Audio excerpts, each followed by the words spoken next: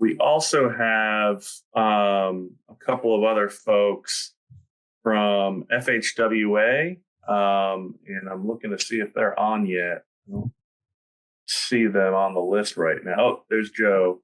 Joe, if you want to introduce yourself real quick. Good morning, everyone. I'm Joe Geigley. I'm with Federal Highway Administration, and I'm responsible for the planning in Campo and DCHC, as well as some of the NEPA that will go on for the LAPP projects. Great, thanks, Joe. And I think we also have Nathan Boswell, but he might. Hey, good morning, everybody. Nathan Boswell. I am the local programs manager for Federal Highway Administration. So I work with Randy and everybody to manage them from the Federal Highway side. Great, thanks, Nathan. And then I think the only other one we have would be right-of-way from NCDOT. Yes, it's Brian Rogers, Division 5 right-of-way. I just came in for the introduction, so I'm not sure exactly what you were looking for me to speak on, but I am Brian Rogers in Division 5 right-of-way, so I'll be your contact for the right-of-way department. That was perfect, Brian. Up until the part of the slide deck where you take over, that was just perfect. Okay, thanks, sir. Yeah, and then of course, Chandler's already introduced herself, and I think most of you know both me and myself, Shelby, and Alex from Campo from years past and everything else. This is Loretta. I am here. Oh, Loretta, great. I wasn't sure if Joe was handling all of it or not, but Loretta, please introduce yourself. Good morning. I am Loretta Barron with the Federal Highway Administration. I cover the air quality CMAQ program planning activities. Okay, thanks, Loretta. And did I miss any of our other presenters? I think I got everybody. Okay, I think we can move on then. So I think Chandler also wanted me to kind of give you the brief overview of LAPP. For those of you who have been through the program before, this should be just a refresher for you, but for anybody new, the LAPP program was created in March of 2010 when the executive board of Campo, at that time known as the Transportation Advisory Committee, or TAC, directed the staff to create the program. And when that program was created, there were sort of several key elements or tenets that they established. They wanted a holistic approach to identifying and prioritizing highly effective projects.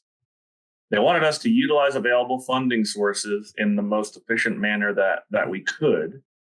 They wanted to avoid future federal rescissions to the maximum extent possible, and I cannot overemphasize how important that one has been, particularly in the creation of the program. When this program began, it really came out of the ashes of Campo and our local jurisdictions selecting and programming several years worth of projects, locally managed projects that they got programmed, but then nothing ever happened. And so when a federal rescission happened, Campo lost about $50 million in funds. So you could imagine what happens after something like that happens. And so Campo really, the board really wanted the staff to create something to prevent that from happening again. Additionally, they wanted something that would be established to help guide the program each year. So we have an annual modal investment mix. Think of this as like your investment mix for the 401k, but for transportation projects and programs. They wanted us to have an appropriate tracking system to monitor the status of projects and ensure that obligations and authorizations and ultimately expenditure of the funds was happening. And the last, which is probably one of the most important, they wanted a continual training program. And so this is why you're here today. This last one is to learn about all this stuff and to get you started off on the right foot with the program. Next slide, please.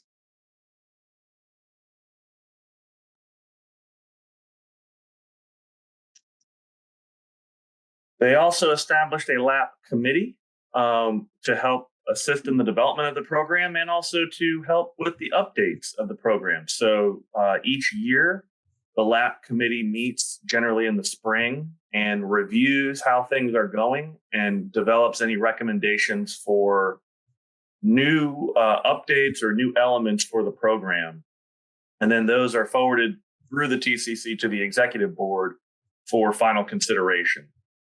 This current cycle, FFY24, kind of did it electronically through email. There weren't very many changes that we were looking at. And so the committee opted to not meet and move forward with the staff recommendations. But generally, the committee meets at least once and kind of goes through the process of looking at what input we've received, feedback from you all who stepped through the process, and just changing regulations, all sorts of things that committee looks at. There's also a separate selection panel that is made up of transportation professionals from around our region that help guide the initial recommendation of projects each cycle. So you'll see later today, you'll submit projects, they'll get scored. Those scores and additional information will go to the selection panel, who will then forward a recommendation through the TCC to the executive board. Next slide, please. So a few moments ago, I talked about a modal investment mix. This is what it really looks like for federal fiscal year 24. We're starting with a target investment mix that you can see on the screen there. So we're talking about a $25 million program with about 65% of that targeted to go towards roadway, 27% towards bicycle and pedestrian projects, and about 8% towards transit projects. And the thing to keep in mind about this is that this mix is specifically for the LAPP funds. It is not all Campo funding. It's not all transportation funding. It's specifically for the LAPP, for the funding that flows through the LAPP program. And it does take into consideration other funding sources that are out there and active and having their own sorts of policies and programs like Wake Transit or statewide prioritization or those sorts of things. Next slide, please. So we are following, as the slide says, the money and the scope and the schedule.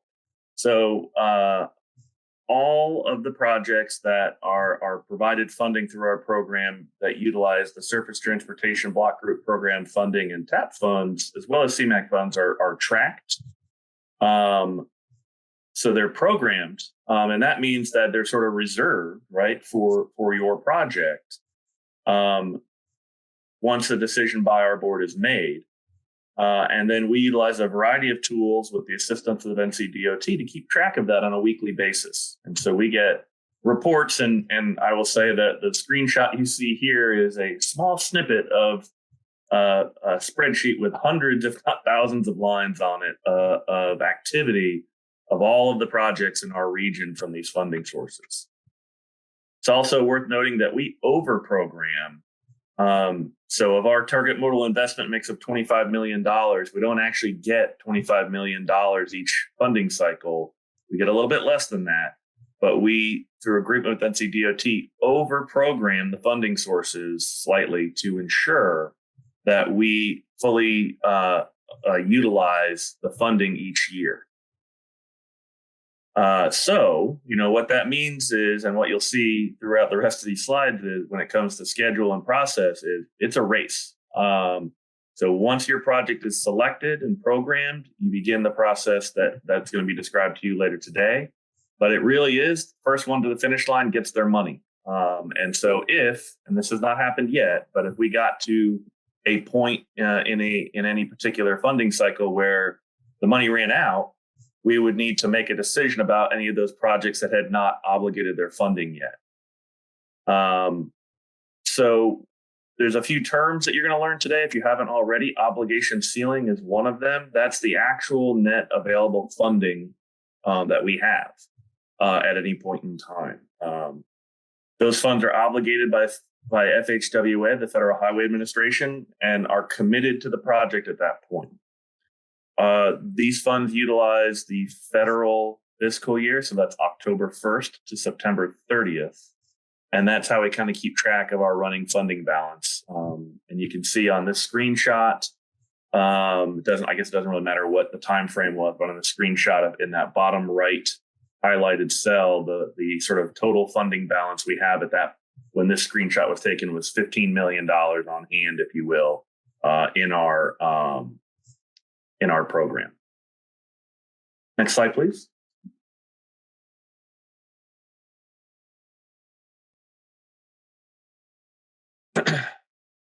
And so, like everything, there's a set schedule that we'll follow, like most programs out there.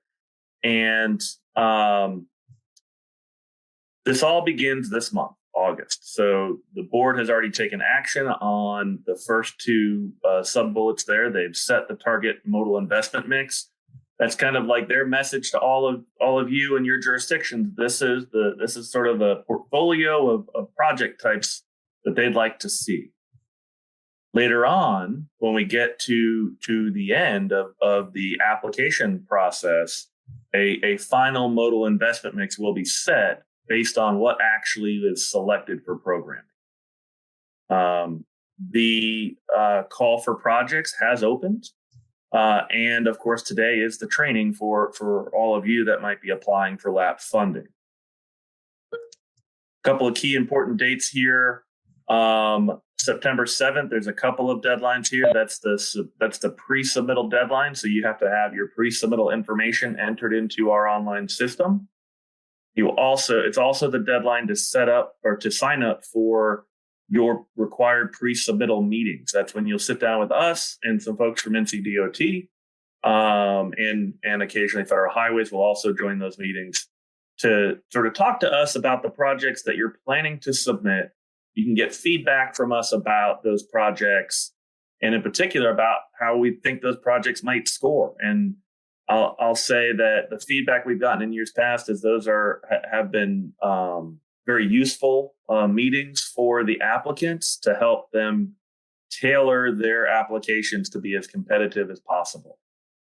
Right now, we're looking at September 14th, 15th, 22nd, and 29th as potential dates for the project pre-submittal project meetings. So you'll want to sign up as soon as you can to guarantee the first choice of prime pre-submittal meeting slots. And then, of course, the other really important deadline, the last one on the screen there, October 31st of 2022 at noon is when the call for projects closes. And please, please, please make sure you get your applications in by then. We take that deadline pretty seriously, and there have been very few, if any, exceptions to that deadline in the past. Next slide, please. Chandler, I forget, did you want me to go through the rest of just these schedule slides? If you could, please. Yep, perfect. All right, so after the submittal deadline, we'll go into our online project database, get that data, we'll begin to score the projects. Occasionally, if we have any questions about something you've submitted, you may get contacted by us.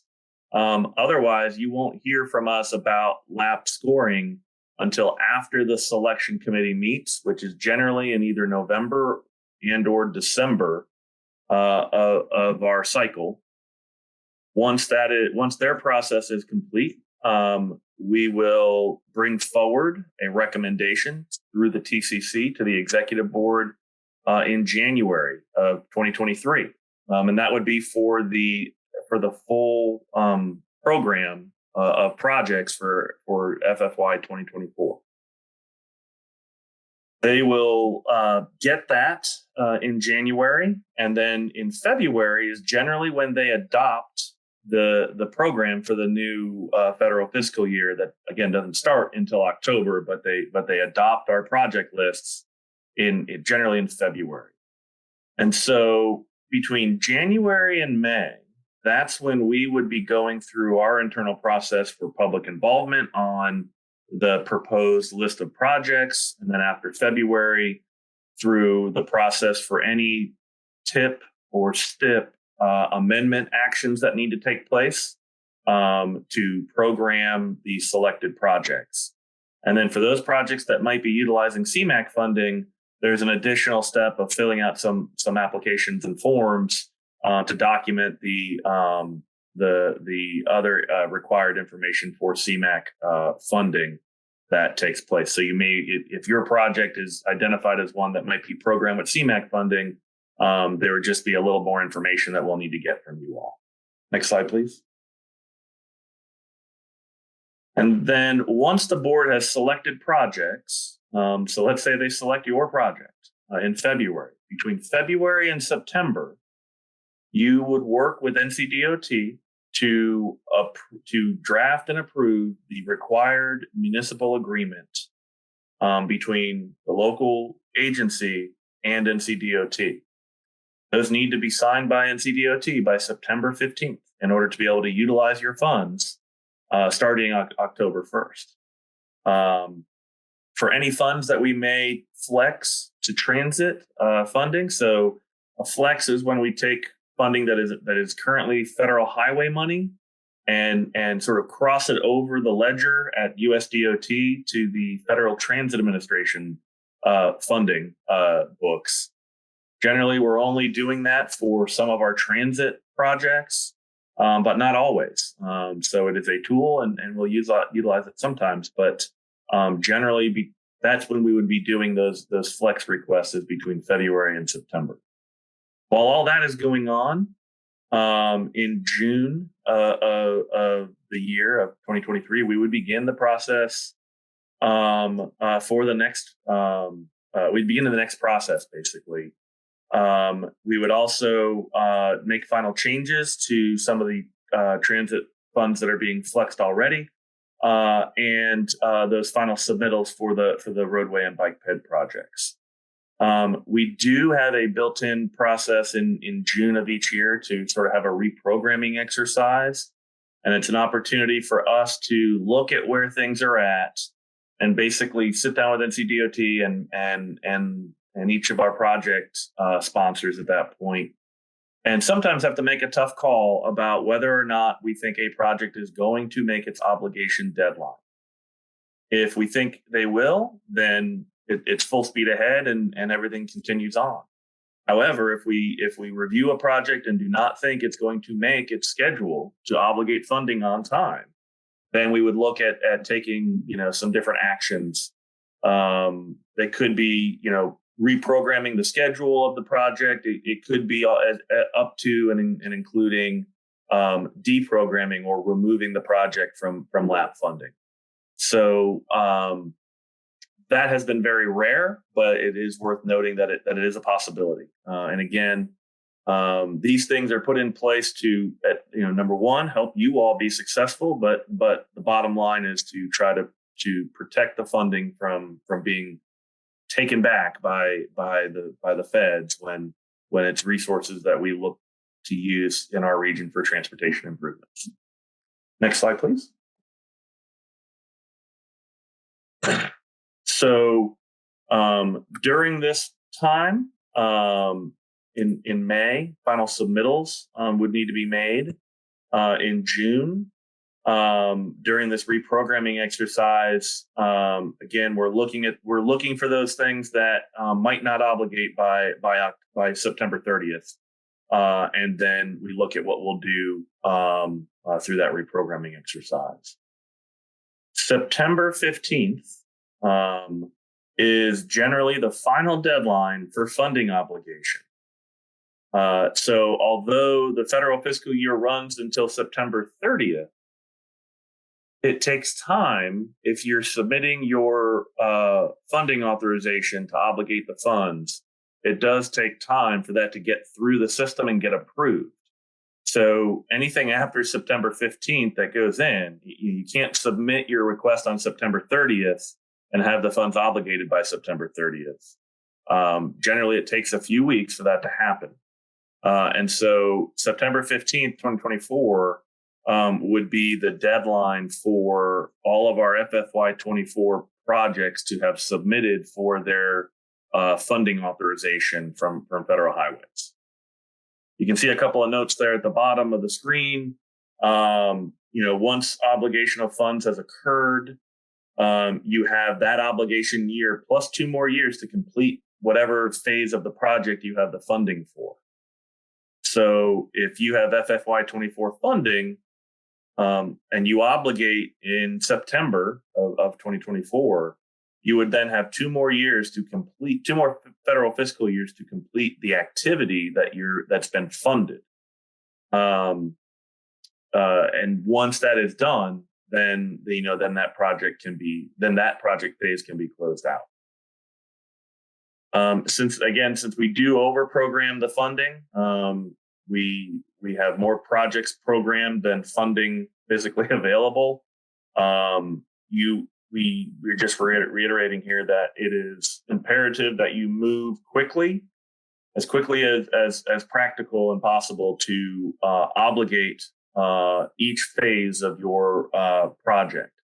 And some of this, which will get covered a little bit more later on this morning, will make sense if you understand this, and sort of why we discourage some things in the program for certain types of projects, because we've learned over the years, with different types of projects, whether it's a sidewalk or a road widening or a greenway, how complicated some of these things can be and how much can realistically be done in a 12 to 18 month time frame. Next slide, please. And so I think here I'm handing it over to Chandler to take over, but I will be on the call if there's any questions or anything that I can help. Thank you so much, Chris. So now we're going to discuss eligibility requirements for your project. So you're considering a project, what makes it eligible? And the first requirement is that it's federal aid eligible. This is something that we'll look at during the pre-submittal process that Chris mentioned. And the FHWA will help us decide that at the time. But the first thing you need to know is for roadway projects, the road must be classified as an urban collector or higher on the federal aid system. This is something you can find out using the guidebook. We have a map in the appendix that shows those roads classifications. We also have a link in the guidebook to a live map on NCDOT's webpage that also shows those classifications, so you can zoom into your actual roadway. Now, if your roadway is not classified as an urban collector or higher, safety projects and bridge rehabilitation or replacement projects are eligible, but they must meet strict requirements to establish this need.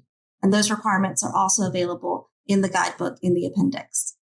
And then also bicycle and pedestrian projects that are eligible must serve a transportation purpose as opposed to a recreational loop purpose. And transit projects that encourage the development, improvement, and use of public mass transportation are eligible, but transit vehicles are not. And so each funding source will have separate eligibility requirements such as CMAQ, STIP, the TAP, and others. Next slide, please. The second eligibility requirement is that it be locally administered. And so when you apply, you as the local agency or NCDOT division are committing to sponsor the project. And that means that you will be responsible for all federal and state reporting requirements. You'll also be a separate requirement for reporting to CAMPO on a regular basis. And this will require an interlocal agreement between NCDOT and the project sponsoring agency. And local sponsors will be required to front all project costs and then invoice NCDOT and get reimbursed for the agreed upon federal percentage. Next slide, please. Also, to be eligible, you must be MTP compliant. So that's our Metropolitan Transportation Plan. So you must be identified for a roadway project, must be identified as either an operational improvement, a safety improvement, or it must be a first year or second year horizon project. And these will score differently, which we'll discuss in the criteria section. If it's a greenway or multi-use path or an on-road bicycle project, then it must be identified as statewide, regional, or local tier project in the MTP. Sidewalk projects are included programmatically in the MTP, so they are eligible, and so are safe routes to school infrastructure projects. And then transit projects must either be identified as an operational improvement, a safety improvement, or they must be a first or second horizon year in the MTP, or they can be in the Wake Transit Work Plan. Next slide, please.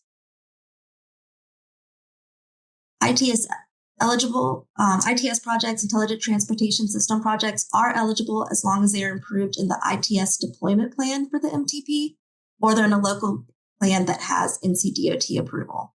And the proposed project must result in a complete deployment system, and the system must include all functionally beneficial locations identified in the plan. Also, it must be for a LAPP eligible project phase. So those project phases include NEPA and design, mitigation, utilities, right-of-way purchase, construction, transit capital projects, excluding transit vehicles, travel demand management projects, which are coordinated through the Campo TDM program, and then ITS project implementation. And then as far as those phases, construction is always going to receive priority because LAPP is all about immediate impact. And so the construction is going to have the highest priority of those phases. Next slide, please. And so following that comment, these are shovel-ready projects. So we're looking at design and NEPA, right-of-way, construction. And we just talked about in the schedule, the following schedule standards apply that Chris just discussed. So that means prior to September 15th of the federal fiscal year. So for federal fiscal year 24, this would be September 15th, 2023. We will need a fully executed agreement with including NCDOT final signature. And then our final submittals must be made to NCDOT prior to June 1st of 2024. And then we would need to receive funding authorization at least 15 days prior to the end of the federal fiscal year. So that'd be prior to September 15th, 2024. Next slide. It must be a highly effective solution to a current transportation problem. And this will be articulated in different ways depending on the mode in your application. And we'll discuss that more in the application selection criteria at the later part of this presentation. It should not supplant local or NCTA funds, so it should not be a project that's already funded. It's a project that needs funding. You must be able to commit at least 20%. That's the local minimum match required. It should be TIP friendly, Transportation Improvement Program friendly. So a group project, or if it's a standalone project, it must include the next phase as locally funded. And then there is a caveat that LAPP is not for study-only projects. But if you do have a study-only project you're interested in, you can apply to the UPWP, and that is actually open now as well, and that will close on October 31st. Next slide, please. Okay, so also in order to be eligible for a project, the project funding limit minimum for roadway and bicycle pedestrian projects is $200,000. The minimum for transit is $100,000. And then there are exceptions where you can have a project between $100,000 but less than $200,000 for roadway and bicycle pedestrian. But that will require executive director approval. And then obviously individual projects cannot exceed the total target funding for that mode. So if $10 million is assigned to transit, then one transit project cannot exceed $10 million. Next slide. And there's also some middle limits based on the agency size. So for per agency project submittal limits, each transit agency gets 3 projects. Each NCDOT division gets 3 projects. And then for the local jurisdiction, it's based on population. So if your population is greater than 200,000, you get 5 roadway projects and 5 bike ped projects. Between 100,000 and 200,000, you get 4 each, and less than 100,000 gets 3 each. Next slide, please.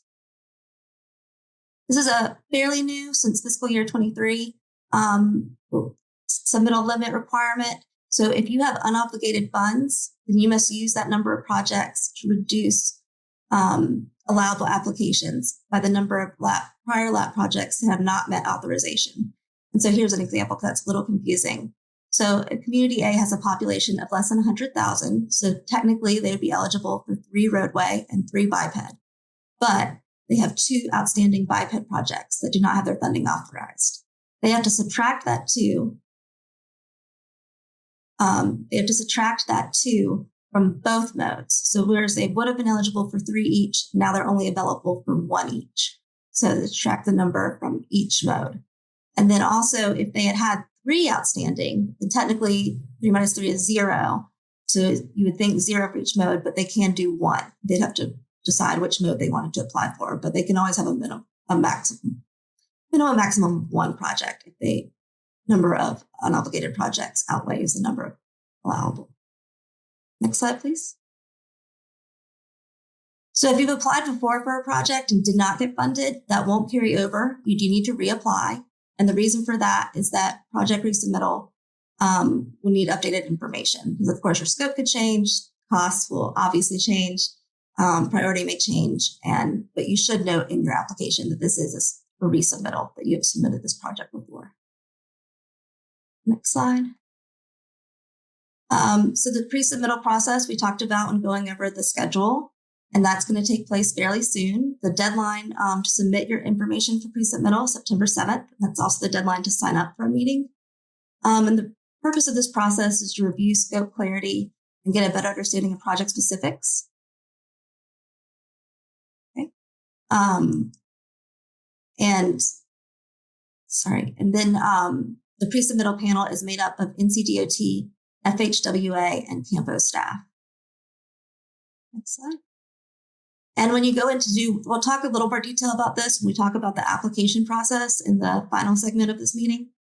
But when you go in to do the pre-submittal information, you'll at least need to give a project description, a problem statement, which is very similar to a purpose and need statement, the project extent, the project budget, an estimate of the project schedule, a map of the project and GIS layers related to the project. And then if this is a new location roadway project, you'll need to identify a parallel route. Once again, that deadline to submit this information, so this basic information, application goes beyond these fields, but you will need to identify the information in these fields by September 7th for the project. Next slide, please. So we talk about cost estimates. The cost estimates must be made within 2 years from now. So they can't be more than 2 years old. And they require a 25% contingency, but we strongly recommend a variable contingency based on the phase that you're applying for. So if you're applying for design phase, then we recommend a 45% contingency. If you completed design and are doing a cost estimate for right-of-way and construction, we recommend 30. And then if this is construction phase, then we recommend the required 25%. And also when you're doing cost estimates, you should include NCDOT review fees for roadway and bike ped projects, which is either 10% of the total project cost or $5,000, whichever is greater. Next slide, please. So we mentioned that if you're doing a new roadway project, you have to select a parallel route. And this is so that you can identify the data on a parallel route as a way of evaluating the new location. And that includes the T safety rating, the volume to capacity ratio, and the travel time savings. So this will be required as part of the pre-submittal process. So we can, you'll have time for discussion and then to collect that data on the parallel route. Next slide, please. So there is a link to the Sign Up Genius in both the handbook and in the presentation online. And so please do sign up. We have a wide range of dates available. You need approximately 30 minutes for 2 projects. So you can sign up. So if you have 2 projects to discuss, about 1 to 2 projects, sign up for 30 minutes, more than 2, 60 minutes. And the deadline to sign up is September 7th by 5 p.m.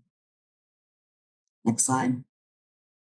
Okay, so before we go into this, we can take questions about what we just covered. And I know we had a comment from Chris in the chat I saw earlier. Let me see if I can navigate to the conversation. Chris, did you just want to make that comment?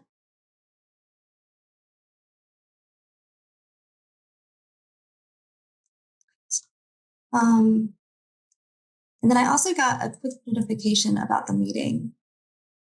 So are there any questions? Hey, Chandler, I've got a little something to add. You talked about the eligibility, and one of the things that we often see, again, you mentioned the bike ped facilities having to serve a transportation need, and one of the biggest requests we see is for greenway trails. And keep in mind when you're providing your need or your transportation purpose, keep in mind how you intend on operating that trail. And I'll give an example. I live off of a greenway trail, and I'll often use it to, well, not often, I've occasionally used it to commute to work via bicycle. However, they have time of day restrictions as well as a very low speed limit, which I have to violate in order to make that commute and work an 8-hour day and get back home. So if your operations preclude the intended use, keep that in mind. HOV or hot lanes, changing the project's length, adding or deleting interchanges, and typically anything that has already been approved for conformity, and replacing intersections with an interchange or also triggers transportation conformity. Next slide. Like I said earlier, we also do transportation conformity when we adopt or amend the MTP or your local TIP. So we will be doing transportation conformity on your upcoming TIP for the 2024-2033 TIP. Next slide. There are implications for transportation conformity. They typically impact projects only in the non-attainment or maintenance area of the region, and amendments that aren't exempt. So we would exempt projects such as safety projects or bridge projects that aren't adding capacity from the conformity determination. So those type of projects would not be impacted. Nice to meet you. Nice to meet you, Kara. Nice to meet you. Kara is our new SBRT employee who started in June.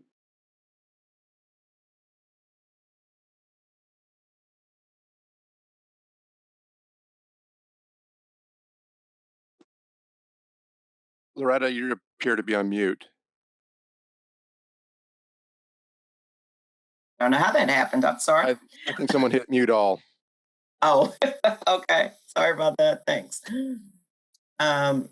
Additionally, as I was saying, projects that, for counties that are not, or area that is not a part of the non-attainment or maintenance area, are not impacted by conformity determinations in the TIP or for the MTP. Your administrative modifications are not impacted, such as if we look at this current TIP that you all have, the 2020 to 2023 TIP, just shifting a project from 21 to 22 would not impact transportation conformity because we have already covered those 4 years of the TIP. And again, like I said, your exempt projects are not impacted by a conformity determination. What the process that Campo goes through typically takes us about 2 to 3 months, depending on when and how the board meets and when we start the process to complete the conformity determination, which would then allow you all to proceed with projects. In the past, that conformity determination could take anywhere from 6 to 12 months, depending on what was at stake in the conformity determination process and when we began it. Next slide. CMAQ. So you all mentioned CMAQ and the funding. You all fund lots of projects with CMAQ funding, so I'm just kind of going to go over a little information about the CMAQ program. Next slide. So our congestion mitigation and air quality program, better known as CMAQ, it funds federal projects that are designed to help the area achieve and maintain your air quality standards. Since the Campo region has attained the air quality standards, you all do still receive CMAQ funding because you were once non-attainment. So you will continue to receive that funding as we move forward. It is jointly administered by FHWA and FTA, which is why Chris mentioned transferring funds to FTA for projects. We can transfer those funds to FTA and they can implement transit projects. Some of those projects are a little easier to administer on the FTA side of things for the transit projects. but it is available for projects that are in the non-attainment or maintenance area of the region. And eligible projects are those that generate an air quality benefit, which we have programs in place where you can run those projects through a test and see what projects or see what benefits the project is generating.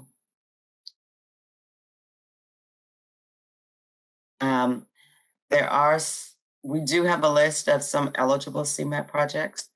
So obviously transit and public transportation improvements or projects are eligible. Your bicycle and pedestrian facilities are eligible. Travel demand management activities, public outreach, and education is eligible. Some of our idle reduction projects can be eligible. Alternative fuels and vehicles, and I did see a question pop up in the chat, I think, about that. Do electric car stations for public parking qualify? Are you asking about public parking or for the electric charging station? The electric charging station. Yes, some electric charging stations are eligible. We do have to look at whether or not there are charges being done and how the money and all of that is being handled. But yes, we do fund electric charging stations. We also have a couple of other programs that allow that as well. We have funding, which Campo is a recipient for carbon reduction, which allows that, as well as we're in the process of doing our electric vehicle program, which NCDOT has submitted an application for, and we'll begin doing some of those funding. I think they're beginning on the interstate system and then working their way in. Those are tied to the National Highway System routes. Next slide.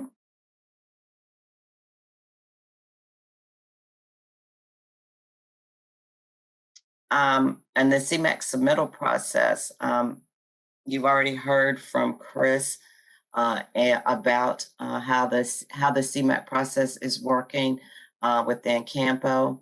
It does require that you have an application, that you submit and document benefits that the project could receive.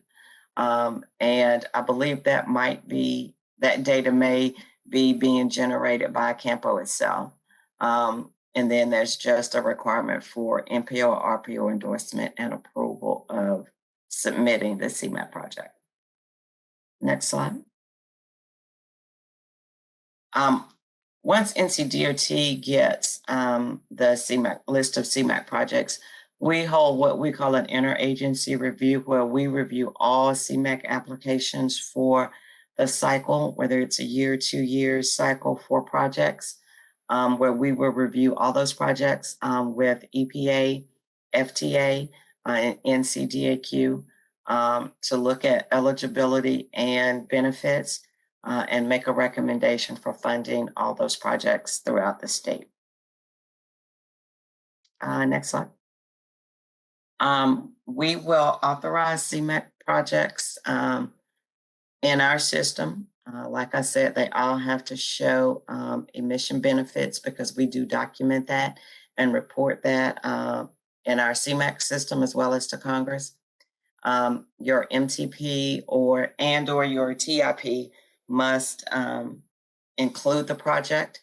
We require all federally funded projects be in the TIP. They can be in your MTP by reference, if need be, depending on what the project is. There is a federal share if they are 80-20 funds. They will require an environmental document, a NEPA document, if you will, whether or not you need right-of-way, authorization, construction, and or a project completion date. We'll look at all those phases of the project. I'm gonna turn it over to Joe. All right, thanks, Loretta.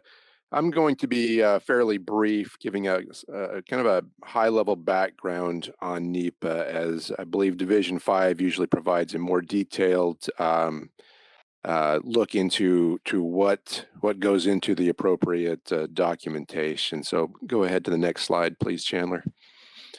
So again, just some brief background. We've been doing this since 1969. It established all of our environmental goals and policies, and it requires us to essentially, do our best to minimize impacts, but more importantly is disclose when we do have an impact and the level of significance of those impacts. And it was created, National Environmental Policy Act, and it was created by the Council on Environmental Quality. Many think it would have been the EPA who created this, but it is not. It is the Council on Environmental Quality, and they monitor this program or these requirements. Go ahead to the next slide. So when does NEPA apply? So NEPA applies for any project that uses federal funding. Okay, so that's the first one and the most common one. But there are other projects other action. So it's federal action is what triggers NEPA, not just construction. So for interstate access, if you're building a new interchange on an interstate system, you could be using state funds, private funds, it doesn't matter, but that the construction of that interchange requires a federal action. Federal Highway has to approve any additions to the interstate system or any new interchanges on the interstate system. And since we have take that action, a NEPA document is required. So anytime a federal action is required, NEPA applies. All right, next slide. So again, when we're looking at NEPA, we'll get Division 5, we'll get a little deeper into this, but we're looking at the human and natural environment and what impacts and consequences we will have based on the proposed project. And again, the NEPA goal is to eliminate or minimize the damage to both the human and natural environment. And we've seen with this the current administration that we're taking a harder look at impacts to the human environment. So we'll keep that in mind. Next slide. Classes of action. So basically with NEPA, we've got three classes of action, and I'll start at the bottom and move my way back up to the top. So an EIS, environmental impact statement, is typically our larger projects like the Complete 540, where we know we will have a significant, a significant impact.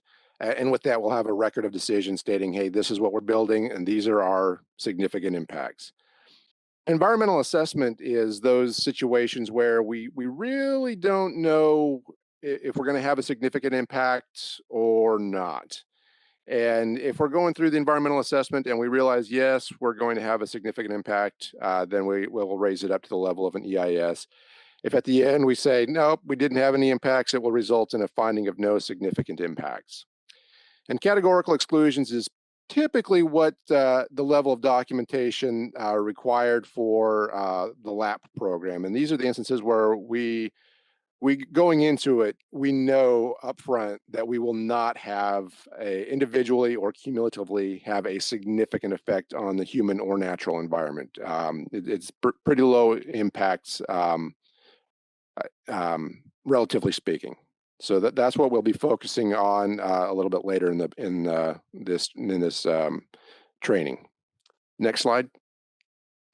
So categorical exclusions, we've got a programmatic agreement between NCDOT and Federal Highway Administration. The current version is dated 2019, and it walks you through the process step by step. There's a checklist. It talks about consultations. So when we get to consultations, that's once we sign a CE or a NEPA document, it is valid for 1 year and 1 year only. So if we get to that 1 year and we have not advanced to the next phase of the project, we have to do what is considered a consultation and evaluate whether or not anything has changed in both the human and natural environment that would potentially change the outcome of the categorical exclusion. Next slide. And again, I think Loretta touched on this. This is one of the requirements for getting federal funds is the completion of NEPA. We cannot authorize the construction of a project without the completion of the NEPA document. No exception to that. As I'd mentioned before, the interchanges, there's another process for that. If you're proposing to build an interchange, there's a process for getting approval for that interchange that has to take place prior to authorization as well. And here is a list of some NEPA resources. I would direct you to NCDOT's local project administration. It's a great website and a lot of good resources, as well as their handbook. It'll walk you through the process of developing NEPA and its requirements. Depending on the significance or level of impacts, developing and completing a CE could take up to a year. So keep that in mind when, if you've not started NEPA and are looking for construction funds for this fiscal year, keep in mind that if it's a significant project, it may take a year to finalize NEPA. So with that, I think I'll conclude.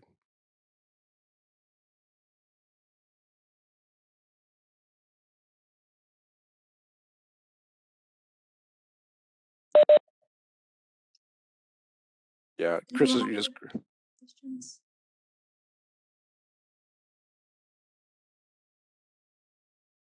Yeah, and I think to add on to what Chris had said, I think from NCDOT's perspective, I think about 97% of all projects, anyone correct me if I'm wrong, are CEs. Only about 3% of projects fall into either EAs or EIS level evaluations.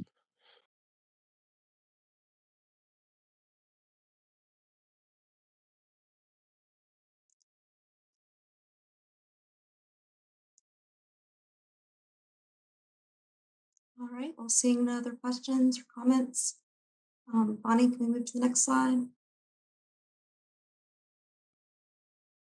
All right, Nathan?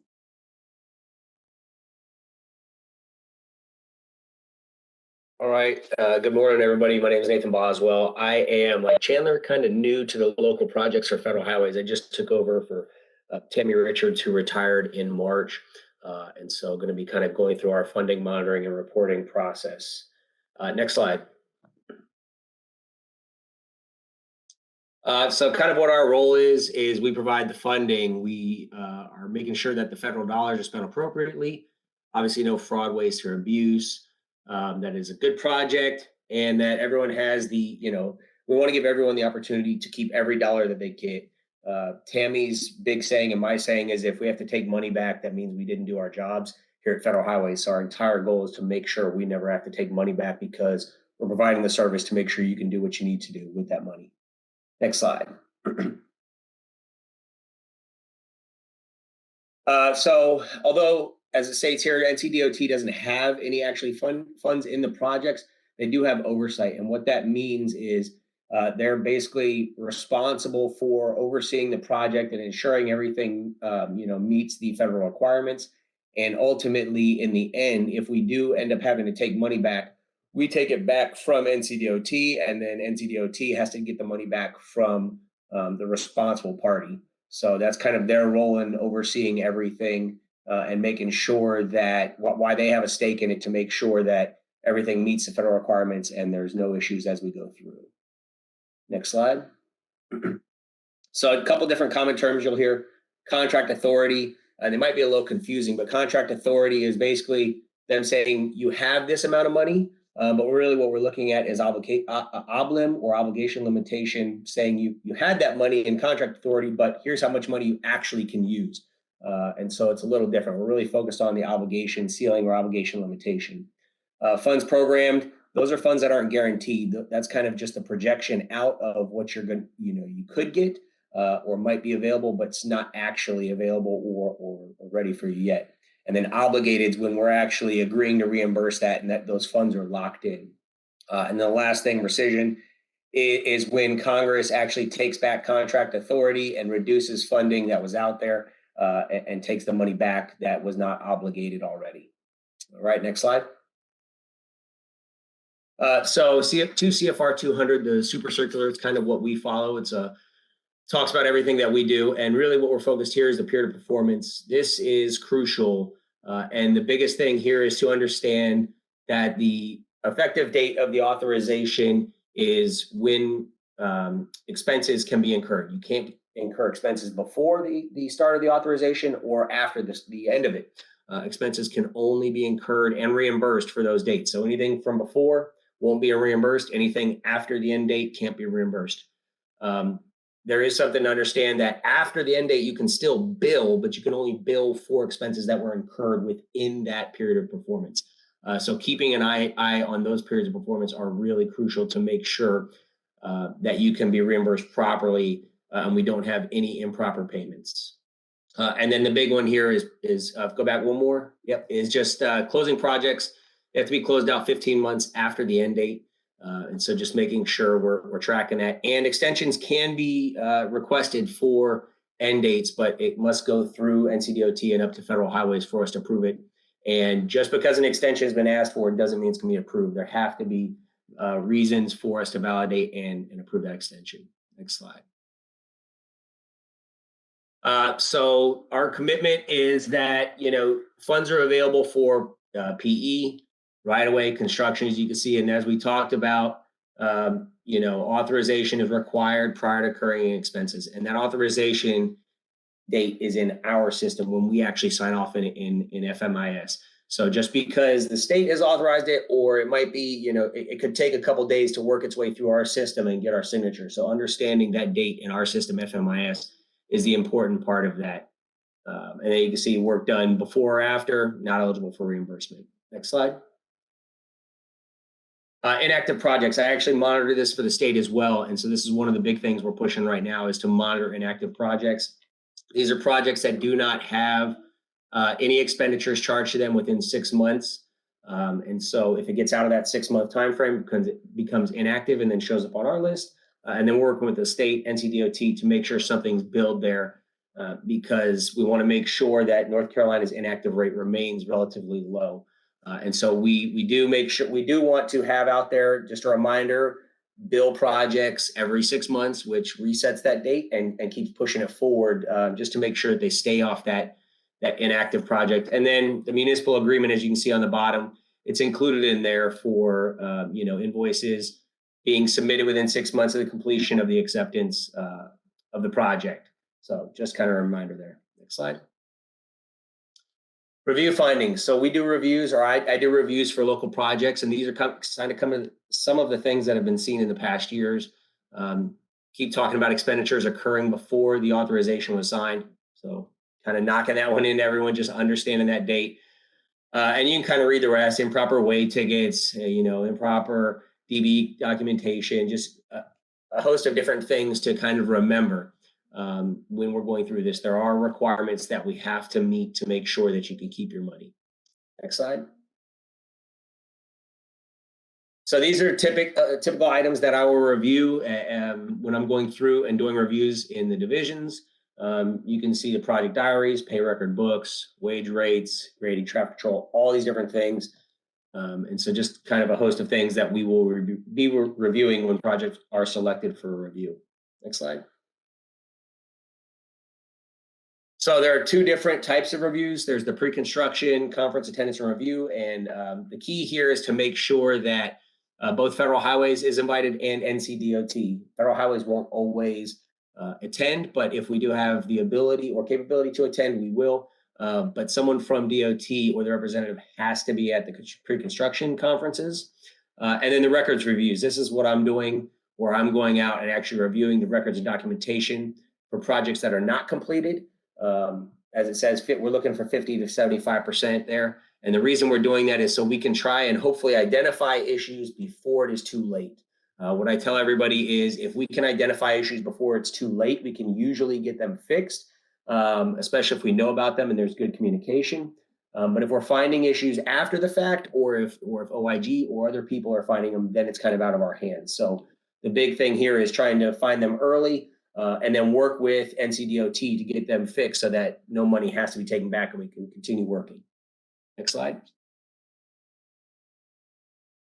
The material certification, this is a big one. So the 1446B, M&T must sign that, certify it, do the punch list, all of these things. The only thing that we're finding here is that the 1446B is not the actual document that triggers the closeout of the project. It is a vital process of closing out the project, but it's not the trigger. The trigger is actually when we're getting the diaries sent over to Fiscal, and they're actually validating that numbers match.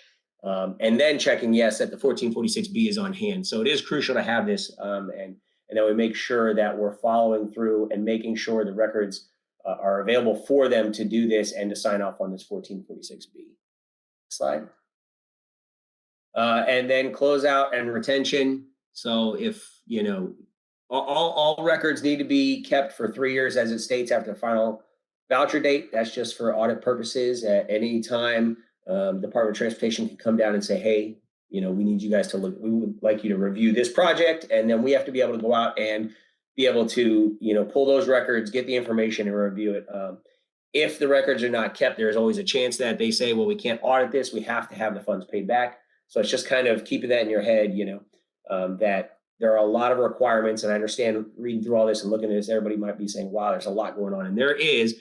But NCDOT and Federal Highways is here to make sure that you get through it, that you keep your money, and that we don't have any issues. And Tammy, luckily, has set up an amazing program here with Federal Highways that I'm keeping running. And so as long as you work with Campo and with NCDOT and Federal Highways, we can make sure that everything goes smoothly. Next slide. Some things from the past, just a reminder, there's some pictures here, things that are not eligible. As you can see, it's kind of mostly things that are for aesthetics. You can see fences. Yeah, we might like to have a fence that looks beautiful and has all these different, you know, aesthetic features to it. But if there's that's not something that's necessarily going to be eligible for federal funding. It doesn't mean it can't be done. It just means it can't be done with federal funding. The key here is if there are questions, just make sure you bring them up early, and we can sit down and talk and really work our way through it before we get to a point where something's been done that can't be fixed. Next slide. The slide says, don't be afraid to ask for help. Ask questions. Communication is vital. That's what we're pushing to everyone. There's a lot of requirements, a lot of regulations, but the communication is what helps us make it through it.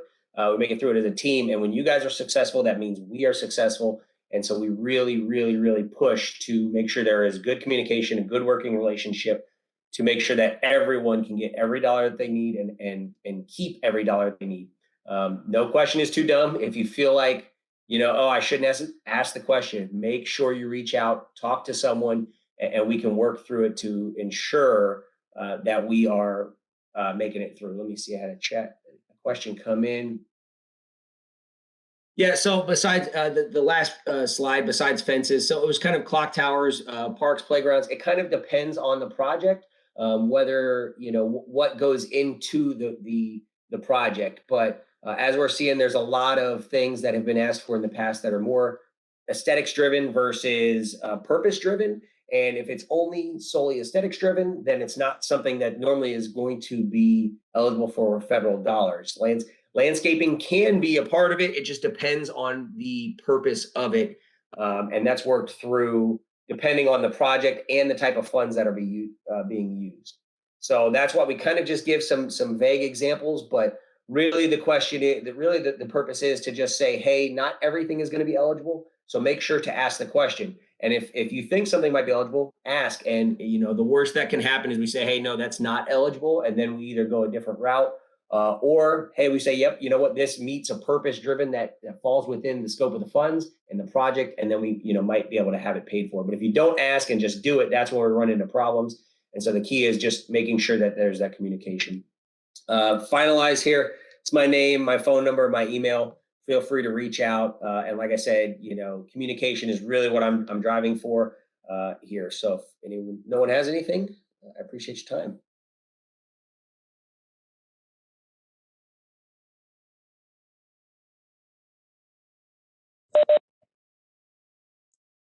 All right. Here's there no other questions in the chat.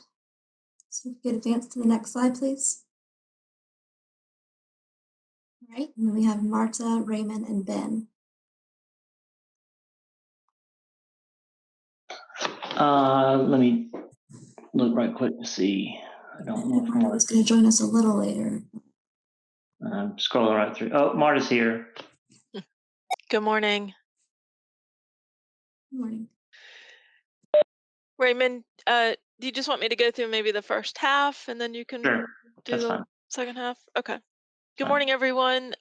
This is Marta Matthews with the Local Programs Management Office. And no, we're not repeating a year. We are in 2022. I must have overlooked that when we made updates to the presentation. So we're going to talk a little bit about what makes a good project. I know y'all are in the process of coming up with your projects. You're planning to do your application to Campo. We want to make sure you can kind of consider the big picture. A good project has a good schedule. You know how long things are going to take. You've planned for that in your application. Um, and one of the things we always kind of talk about, we'll probably talk about later on, it always takes longer than you think. It's, remember, you're not only dealing with your local bureaucracy, you're dealing with the state, and then sometimes also the federal bureaucracy. So to build in time in your schedule. Your budget obviously is very important.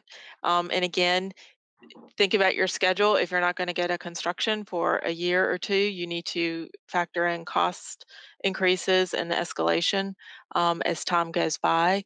We do hear from a lot of municipalities, they go out to get an engineering firm to do the work, and the estimate from the engineering firm is much higher than what they had anticipated. So everyone's costs are going up. So that's really important to keep that in mind. And the third leg, I'm not sure why it's not showing here, is the scope of the project. You'll want to make sure that your scope is one, eligible for the federal funds. And Nathan mentioned there are things that are not eligible for federal funding, but there's a broad kind of category of things under the Surface Transportation Block Grant that um, are eligible for federal funding. But again, it needs to be needed. It needs to be, like you said, from a purpose perspective, not just sort of a nice to have, but a need to have. So having a good handle on these three items is what makes a quality project. And then as we coordinate between us, you have our office, LPMO, which I think you'll just need to click ahead to the next. All right. No, sorry. Start with Campo. That's right. They're giving out the money. They're the most important part at the beginning. Campo is your funding source, let's say, and they'll let you know how much money they can allocate to your project. Our office, LPMO, is procedural requirements. We'll do the agreement with you on the front end, which will pretty much lay out everything, how the project will run. We'll kind of be involved with the funding aspect, getting your funds authorized. The division office is going to be your technical requirements. If you have an engineering question, you need to go to the division to ask the question. But the three of us kind of work together to move your project through the process. So next slide.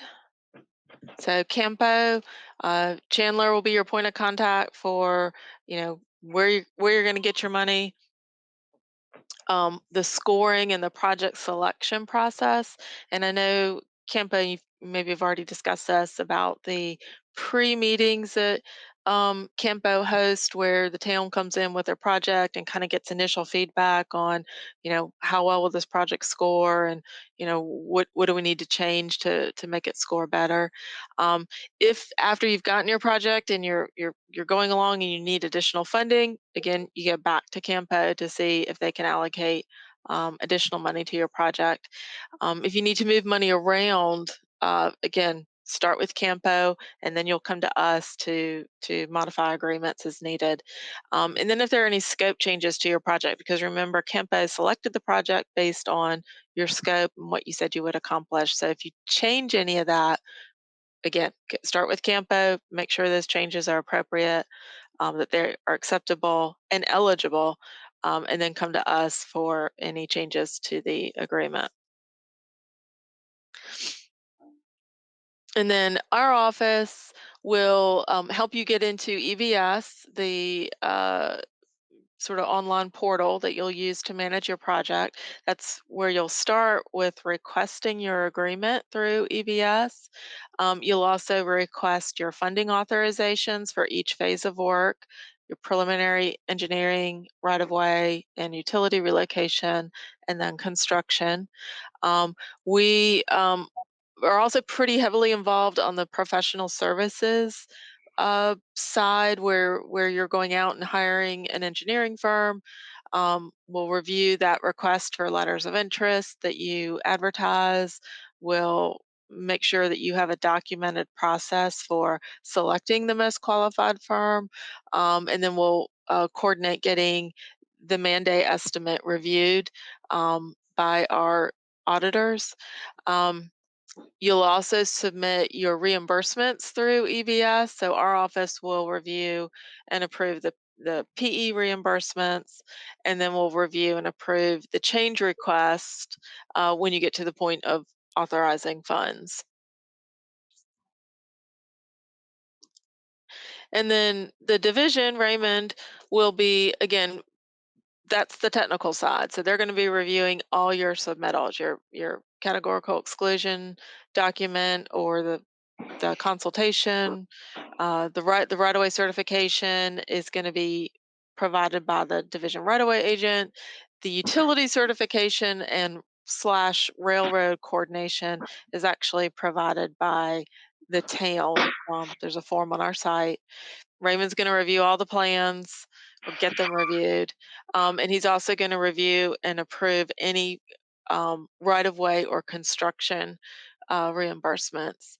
He's going to look at the contract proposal and assist, not just assist just with closeout, but also, throughout construction, he's going to be sort of on call and available to assist with all that. And just to point out that I am in Division 5. For those municipalities or other LGAs outside of Division 5, you'll need to deal with your division LAPP program manager accordingly. For those that may be in 4, 6, and no, Campo's in Division 8, but you would just deal with your local division person there. That's a good point. Division 4 is Addison Gainey. Division 6 is Cedric Graham. So those of you in those divisions, I'm sure you probably already know who those folks are. Okay, so that little picture got slipped down. But anyway, if you have questions, contact or call or email me or Raymond. I don't think it's Tracy anymore. I think he's abandoned local projects and moved on. I believe it's Ben Upshaw is taking his place. But Oh, I can't believe you say I abandoned local project. Can't believe that. I feel like he ran away gleefully. I know you'll always be available if we need you, but like Nathan said, reach out and contact us if you have questions. We don't want y'all to struggle or say, oh, this is a dumb question. They're not dumb questions. We're all learning. Honestly, I learn something every day, so keep your brain sharp. In the next slide, I think we're going to look at those of you who have had projects and have been in EVS already. I know you love it. I know you can't wait every day when you have to submit something through EVS, but that is our online sort of project management portal. Again, it's not the most user-friendly. It is not intuitive. Please call if you've got any questions about it. I know Raymond does a great job of kind of working with the towns to set up their view and how you see things when you go in. So I know he likes to do that to help y'all out. If again, if you have problems with it, passwords, logging in, I'm usually sending you to the help desk, but I'm glad to assist. And then we also have our website, our Connect site. Usually, if you just go to one of my emails and you look in the signature line, I've got a link to that site. Has a lot of the form letters, template letters that y'all can pull from, so you're not having to, you know, create something from scratch when you need to coordinate with us. And one more, Marta. okay. Yep. So this is kind of, again, multicolored, how we work together. The blue is Campo. They're going to, again, prove your funding, get the NTIP updated, submit to the STIP. If any changes to the scope occur, if you want, or funding amounts, you'll go back to Campo. Green is LPMO, so we're going to work on the agreement. We're going to do the funding authorizations. And then yellow or orange is the division. They're the, all the approvals for, the plans, the right-of-way, utilities, proposal, and then close out. All right, so I'll turn it over to Raymond. All right. So I'm Raymond Hayes with the LAPP project manager for Division 5. So obviously the whole point of the program is to deliver projects. They want to get, the municipalities want them built, and the division wants to help get them built, and Federal Highway wants them to get built correctly so they can get reimbursed. So that's the whole point is project delivery, and everyone's working to that goal, which helps everyone keep a good perspective of the end. Keeps everyone's eye on the same goal. And so part of the issue is that you need to make sure your projects will be added to the STIP, the State Transportation Improvement Program, and you must have a schedule and those milestones within that schedule are identified when the project's added to the STIP regarding CE document or right-of-way acquisition or let dates and things like that. So be realistic when you put together your schedules. Don't put in their dates like, oh, we're going to get right-of-way acquisition in June and then we're going to go to letting in August. That's not ever going to happen. So don't even try to put those schedules in, because we'll catch them, and time will catch you also too. And it says expect the unexpected, but we try to give you as much warning based on the type of scope and scale of your project to kind of give you things to look out for, to make sure that you anticipate things that you didn't initially think about.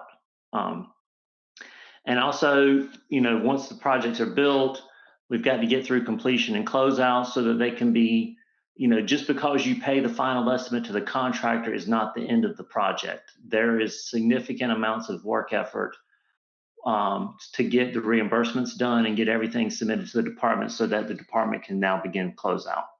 Next. So major issues is obviously scope, which we previously mentioned, making sure that your project stays within the scope that you identified when Campo awarded your funding.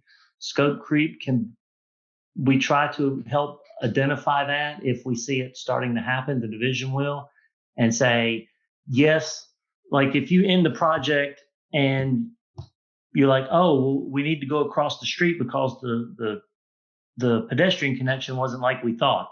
And we're like, yes, that makes sense. Please go back to Campo and make them aware of what you're going to do. If they say good, then we're good.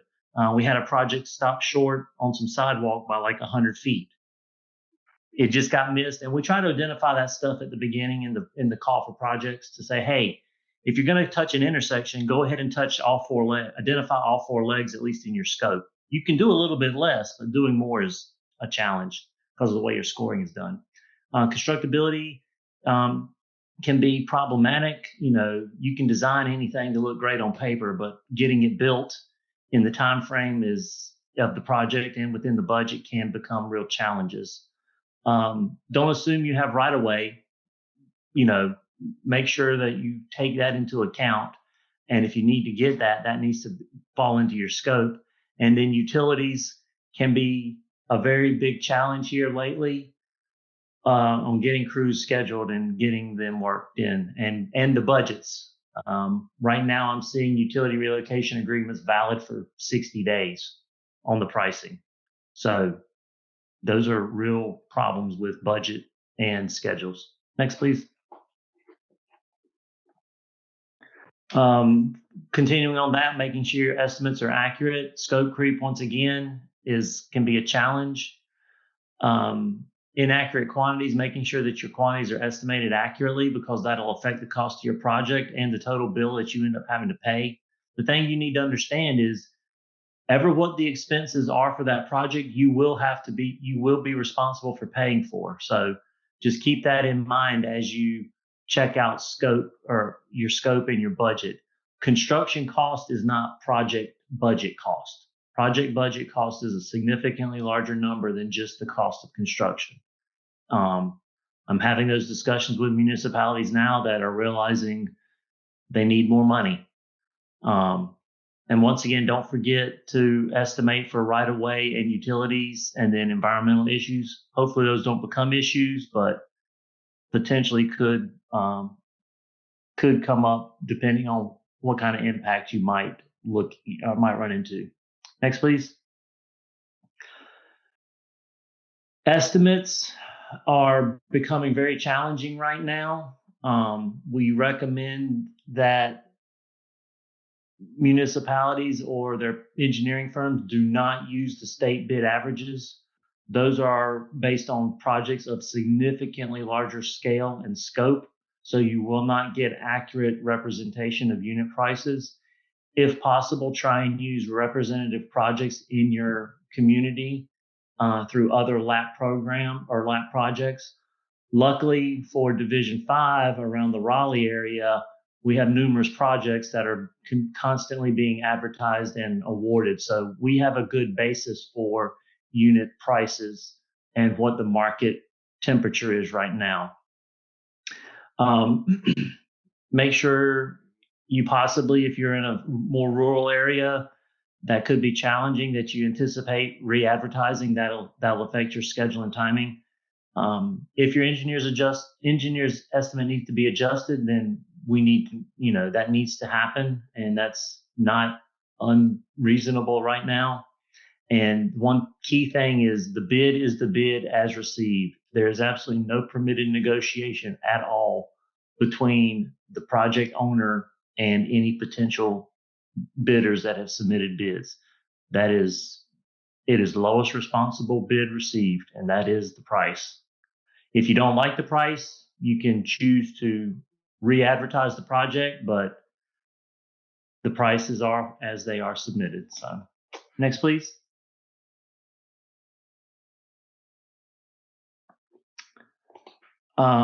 So one issue regarding right-of-way, quickly, Brian Rogers, are you still on? Give me a second. Participants. I don't see him in the list.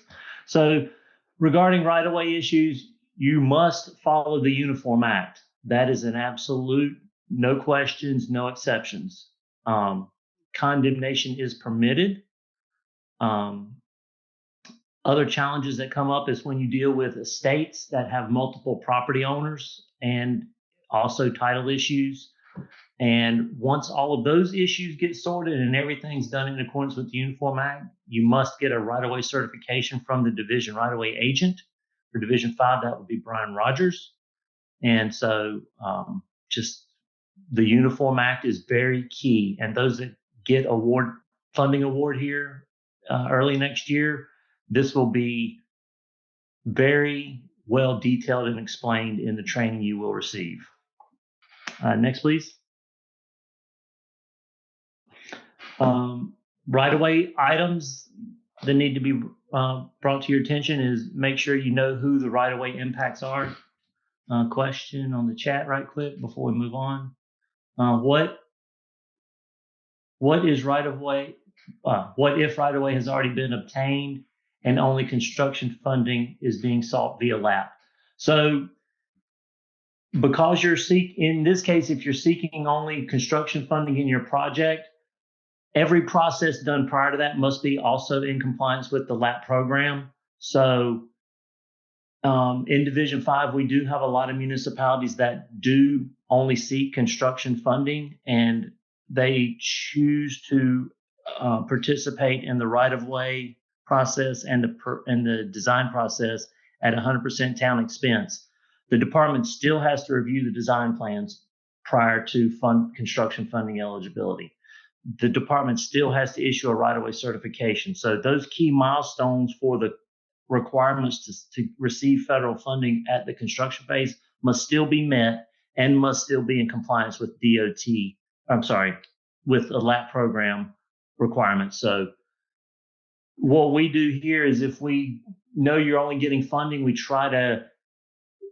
have a mechanism that we can utilize to help go through some of the pre-construction process information and review that stuff prior to you getting the project into EBS. I highly recommend that to those, because as Campo and Chris and Chandler mentioned, the time scheduling and spending and authorization of funds is very critical. So we try to do as much as we can ahead of time to get the project as close to eligible to request funding at the time it's ready to be, or at the time it's available, starting October 1st. Utility issues that come up, above ground stuff is obvious. That's easy to see. The underground stuff is a lot more challenging. Make sure you know where it's at. We're dealing with a municipality and we feel like they're guessing where the water line's at right now. So make sure you schedule subsurface investigations and pay for that stuff and get it done, because if you don't know where it's at during the design, it's going to definitely get found during construction, and it will be a problem you have to figure out eventually. Make sure you get permanent utility easements if necessary, and or slope easements, or any type of property impact you think you might need, you need to look at. We're not saying you got to go out and be excessive. I've seen projects go out and take 10 feet of easement when 5 would have been more than sufficient. So just be diligent in what you need, but you don't have to go out and buy the world up to make room for your work effort. Utility railroad certification is a document that is now must be provided by the municipality. It's nothing extravagant or difficult. It basically says we either have no impacts, we will address the impacts during construction, or we've already addressed the impacts prior to construction. That's it. And one key component with the railroad certification is making sure that you provide a copy of the agreement between you and the railroad. I have seen projects go to construction phasing request and funding request, and I just happened to question, like, have you talked to the railroad yet? Like, no, we haven't talked to the railroad. I'm like, well, you pretty much just started your project over. So please make sure, if you got a railroad impact, you need to talk to them starting on day one, because it will probably take you the life of the design to get something from them situated. And just be aware that prices on utility components are constantly changing, and you might have expiration dates on some of your estimates from them. Next, please. Other admin costs, like I said, construction budget is just one component of the entire project budget. So other things to keep in mind is, just for rough numbers, and this is where Campo comes up with their 45% contingency for PE, 30% for right-of-way phase forward, or 25% for construction phasing. This is sort of how you add up to get those percentages of contingency. PE phase, normally is around 10 to 15% of your construction costs. Right away is very difficult to predict. You know what those costs are in your market where you live. And then for construction CEI and contract administration, in addition to DOT fees, CEI, DOT anticipates 15% roughly. It can go higher for projects that are short duration, because the CEI cost is a fixed cost per month. So just keep that in mind, that some of your short duration projects are going to have a very high percentage of CEI costs relative to construction. This 15% is based on longer duration projects. And then once again, like I said, the Division 5 utilizes a review and oversight agreement as much as we possibly can when we are made aware of projects that are only construction funding eligible. The review and oversight is used to help them get through the PE and right-of-way process so that those reviews can be done and compensated, and the department get compensated for their work effort.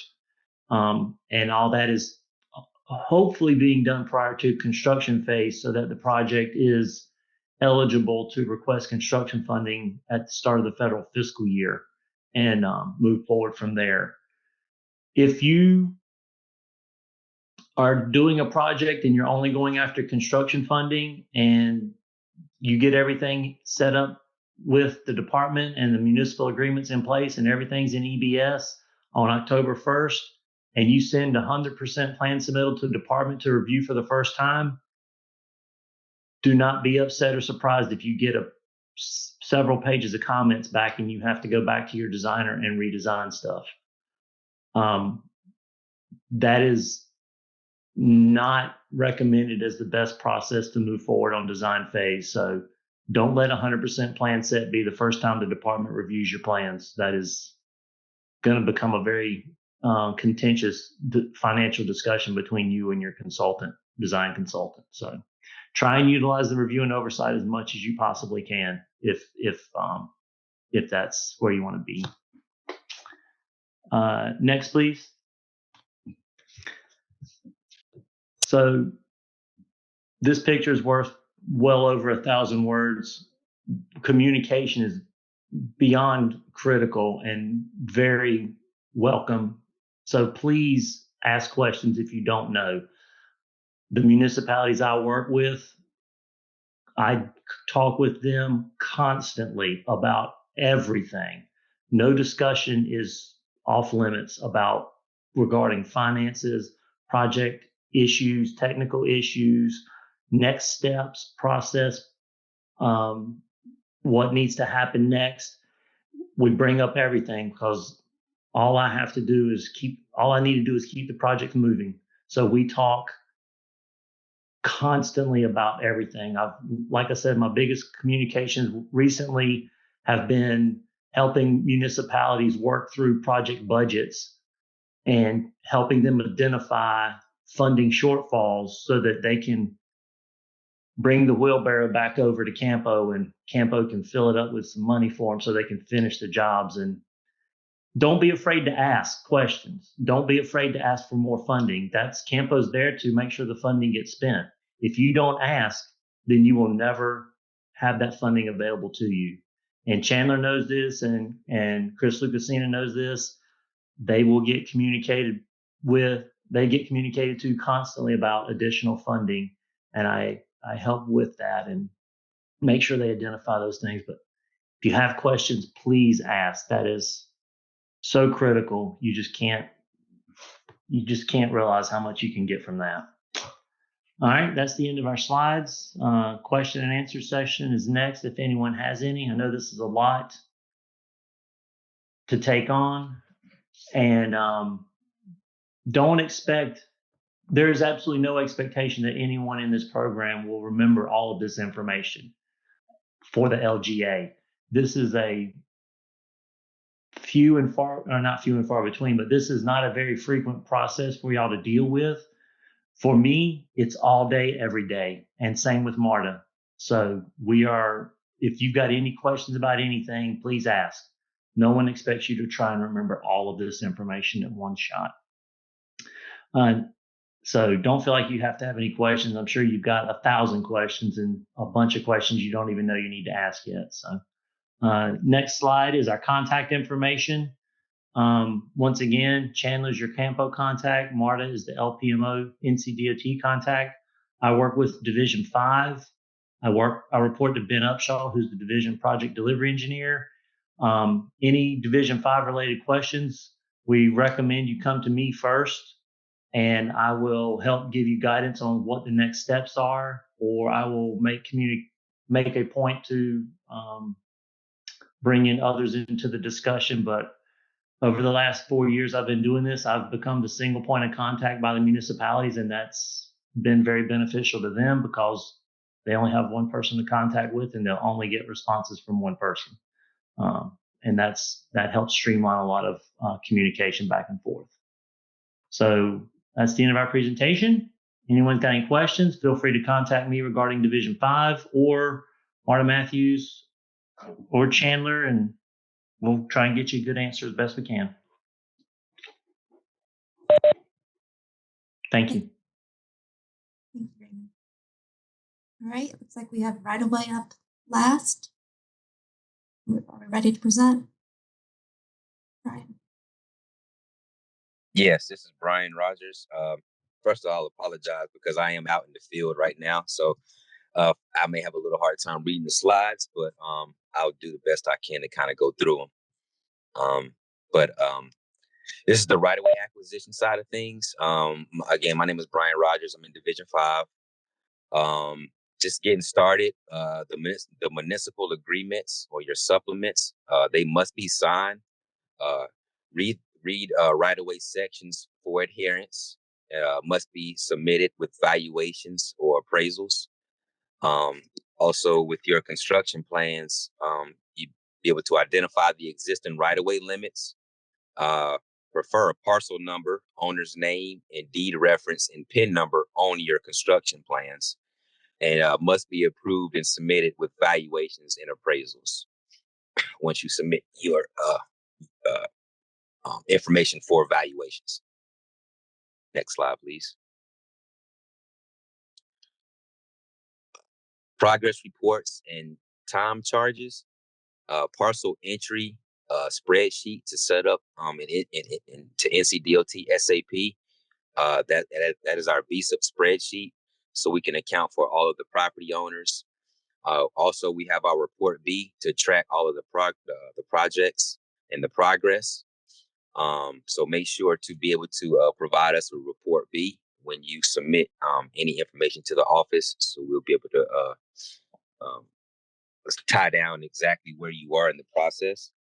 Also, with your appraisal valuations, all appraisals and valuations must be approved by NCDOT prior to offers.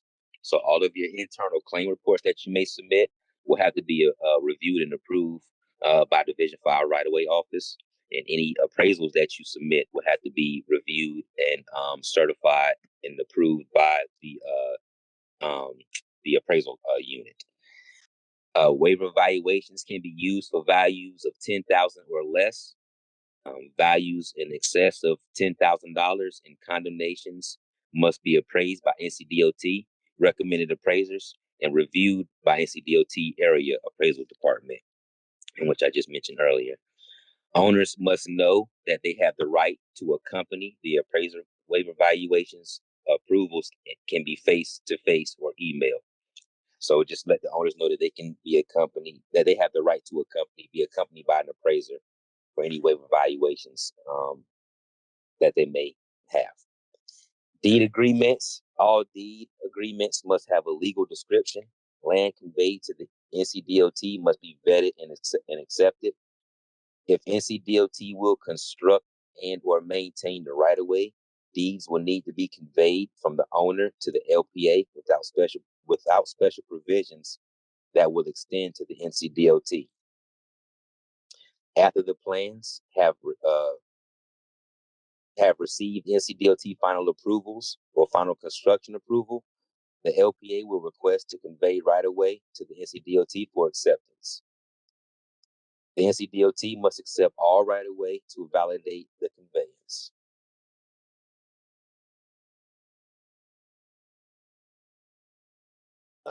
The guidelines follow the Uniform Act of 1970.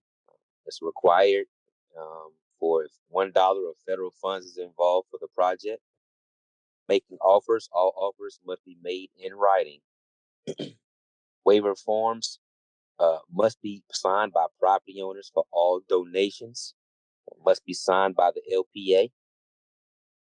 Clear title. It is the responsibility of the LPA to secure clear title of the lands acquired for construction. Titles and releases are required if land is to be conveyed to NCDOT for maintenance. And condemnations, property owner rights must be applied. I'm sorry.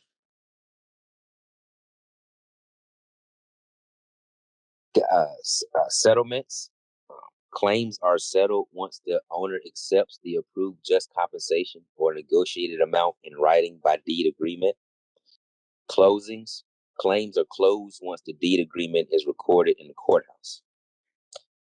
Eminent domain. Claims are filed once the documents and just compensation funds are deposited in the clerk's office via memorandum of action, deed, book, and page.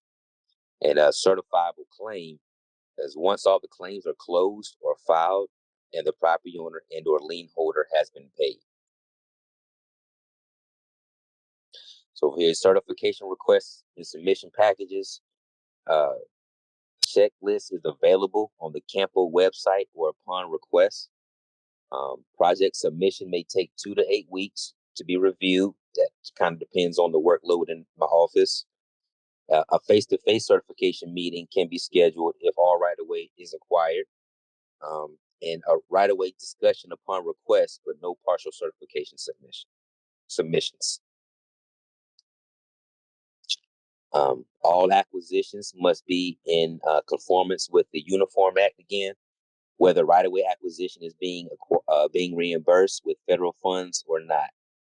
And we have some contacts down here. Certification can be done by Division 4, which is Lloyd Johnston. Division 5, which is me, Brian Rogers, or Division 6, which is Raphael Marshall. But now probably need to make a change. Is Kate Baggett. That's KAYEBAGGETT.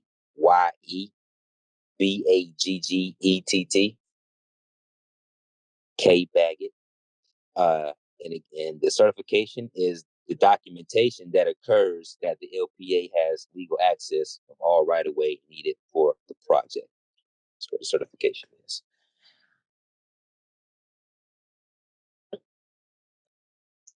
Welcome back. We're going to finish up today with the discussion of the LAPP application and the selection criteria and scoring.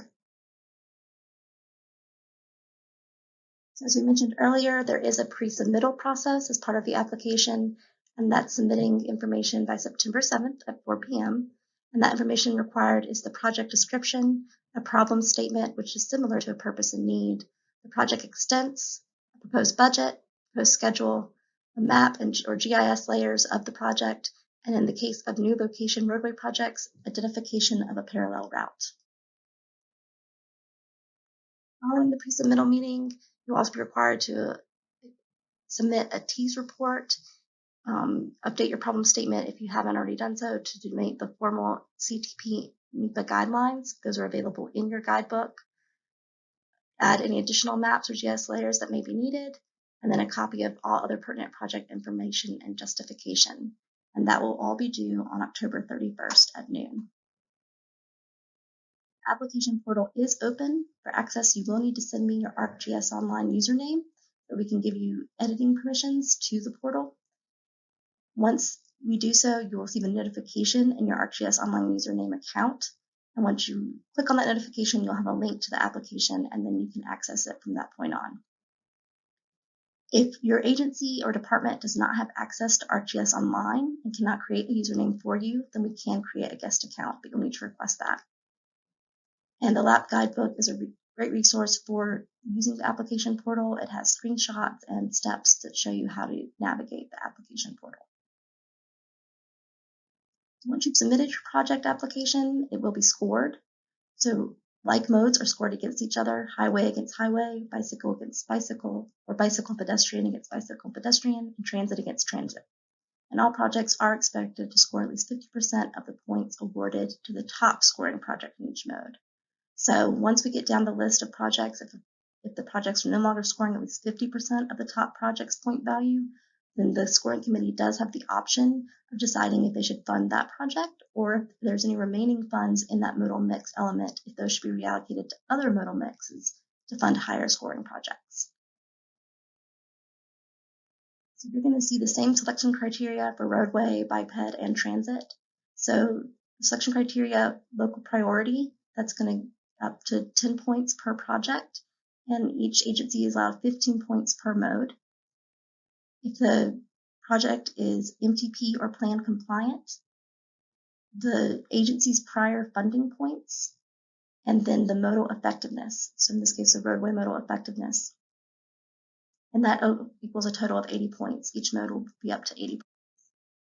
As I said, bike ped, do local priority up to 10 points, MTP plan compliant up to 10 points, prior funding up to 10 points, and modal effectiveness up to 50 points for a total of 80 points. We'll be looking at the same selection criteria for transit. So determining local priority, each agency is getting 15 points per mode, and they must give at least 1 point to each submission, but they cannot give any more than 10 points per submission. Determine if your project is MTP or plan compliant. If it's a roadway project, it must be a first or second horizon year MTP project. If it's a multi-use path or an on-road bike facility, it must be in the MTP with the statewide classification receiving the most points and the local receiving the least. Sidewalks must be an adopted plan, and transit must either be a first or second horizon year MTP project or be in the first 10 years of the Wake Transit Work Plan. Prior funding is scoring based on the per capita funding of the prior 5 years to the agency. So it takes the total of funding given to the agency and divides it over in the past 5 years and divides it by the population. So 0 funding in 5 years will get the maximum 10 points, while funding greater than or equal to 200 per capita will get 0 points. And NCDOT division projects that were awarded do not typically receive points for their funding. Instead, the funding is applied to the project location. Except in the case of regionally significant projects or projects that address safety concerns, those points will be assigned to the NCDOT division and not to the local project location. All right, so looking at modal effectiveness, we're going to be looking for roadway effectiveness at congestion and safety and benefit cost. Bicycle pedestrian, we'll be looking at missing links, overcoming obstacles, connections, improving commuter patterns, safety, and benefit cost. And then transit effectiveness is based on rider experience, improved facilities, safety and security concerns, reliability improvements, connectivity, and benefit cost. And this project phase multiplier refers to the phase of project that's looking to be funded. If the project phase to be funded is construction, you'll receive 100% of your score. So out of 50 points, if you receive 40 points for your final score, you will get 100% of those 40 points, so 40 points. If you're only looking to fund up to right-of-way or right-of-way only, then you only get 50% of those 40 points, so 20 points. And if you're only looking at design, then you'll get 10% of those 40 points, or 4 points. So in scoring roadway effectiveness, congestion is worth 10 points, and that's just a current volume to capacity ratio. And then benefit cost is the travel time saving over the cost of the LAPP program. And that will be scaled with the top project earning full 20 points. And the cost of the LAPP program is a way of assigning value to the programs that come in with a higher percentage match, because the lower cost to the LAPP program, the higher score your project will receive. Safety is 10 points and will be based on the identified FHWA crash reduction factors of your project. And to determine those, we do have guidance in the guidebook on how to determine that. And then also another additional 10 points will be based on the TEAS crash report. And the additional guidance is available in the guidebook as well. Bike ped effectiveness, we're looking at missing links. Does both sides connect to an existing bike ped facility? And the number of points for the missing link is determined by the length of the continuous facility. Does it overcome an obstacle? Can earn up to 5 points. Does it make connections within a quarter mile of the project location? You get 1 point per connection, up to 15 points. Is there a proven demand evidenced by a footpath or within a quarter mile of existing proposed transit services? Does it address a safety concern based on the T's crash report, local crash data, a roadway safety audit? And the benefit cost is the effectiveness score over the cost of the LAPP program. Scoring transit effectiveness, we looked at improved facilities up to 10 points by average daily ridership anticipated in 12 months after the improvement. The connectivity up to 10 points directly connects the transit user with other modes, route systems, or destinations. The benefit cost is the effectiveness score divided by the LAPP cost of the project.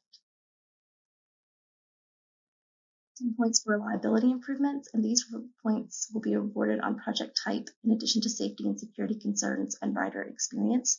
So all three of these categories will be awarded their maximum points based on the type of project that you select for your transit project. And we'll see more of this on the next page. So primary project types, you have 4 choices: admin, maintenance facilities, customer facilities, infrastructure improvements, technology and equipment, or technology and ITS. And then you have secondary project types under those primary project types. And then based on those 2 decisions, you'll be awarded points under reliability, safety and security, and rider experience.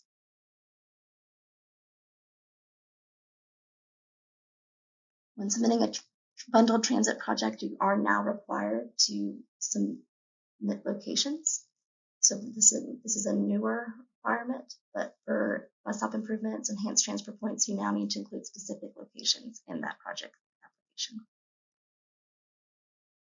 As I mentioned before, all projects are expected to score at least 50% of the top scoring project for that mode.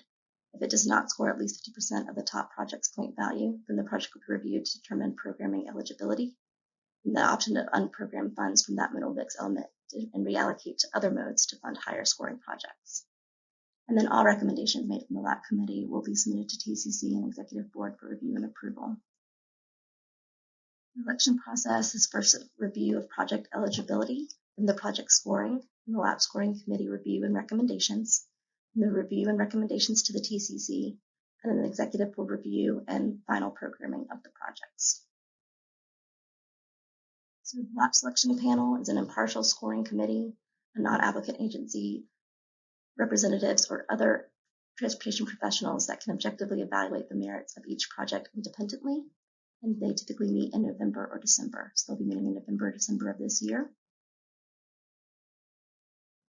If your project is selected, in addition to the requirements associated with receiving federal funding, you will also be required to report regularly through the LAPP. Provide updates to the MTO outlining where your project is in the timeline toward funding obligation of all phases awarded for the project. More frequent communications may be required if the project location, schedule, or funding changes are likely to occur. And the applicant is also required to include Campo on key date communications toward implementation of the project, such as bidding, groundbreaking, and opening. Just a review of some important dates. The LAPP portal is open. Pre-submittal information is due by September 7th at 4 p.m. Sign up for the pre-submittal meetings is due by September 7th at 5 p.m.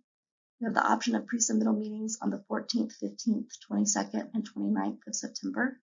And then the final project submission will be due on October 31st at noon. And then in November, we'll begin reviewing the projects and scoring. And then in December, we'll meet with the LAPP selection panel to review the project scores. Do you have any questions?